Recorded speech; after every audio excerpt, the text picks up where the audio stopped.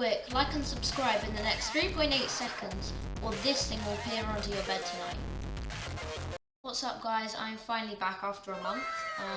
Yeah, sorry about that. Before we get into this video, make sure to like and subscribe. It's free and you can always unsubscribe later.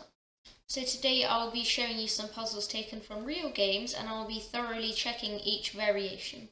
So in this position it is white to move and gain material. So you can see that there is a bishop on b2, a queen on d3 and a knight on d5 that are putting pressure on the black king. So even though black does have the bishop on a7 and bishop on c6, which are very good, white is still winning. So I'm going to give you a solid 10 seconds to try and figure out the move.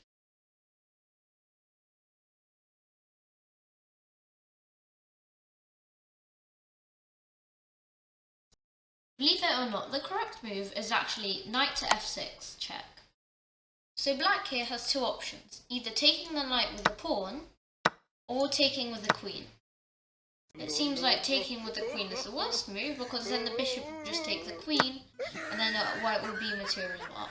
But obviously the correct move seems like taking the knight with the pawn. And now you have to play queen to g3, checking the king. The king has one move and to go to h8 since g7 is blocked by the queen. And I bet you are thinking, yes, I can take the pawn on f6 and finally checkmate him. But actually, the queen just takes on f6 and everything is fine and white are going to lose. Obviously we can't take the pawn, so now we're going to have to think of a move that will attack the pawn but will also take the squares g8 and g7. If you want to figure out the move by yourself, then feel free to pause the video right now. So the correct move, believe it or not, is actually queen to g5. Black cannot take the queen because of the pin, and now black has to find a way to defend the pawn and stop the checkmate. But sadly for black, there isn't any. The best move for black is to just play rook to g8, hoping that white will not notice.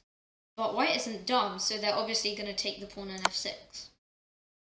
Black can obviously play rook to g7, but then the queen will just take, and then it'll be checkmate. So black's only option is to take the bishop on f6, and then the queen will take it on f6. And now black is forced to play the move rook to g7. Black is threatening bishop takes on g2, so white can simply defend by playing g3. Also, if you're wondering, no, the pawn cannot go to f3 because of the pin. So after the move g3, white is actually up material, and they can just simply develop their rooks, maybe double them on the e-file, and just win the game. But in the actual game between the two grandmasters, black actually resigned after this move. So that's it for today's video, and like I said, if you enjoyed today's video, make sure to like and subscribe. It's free and it helps me a lot.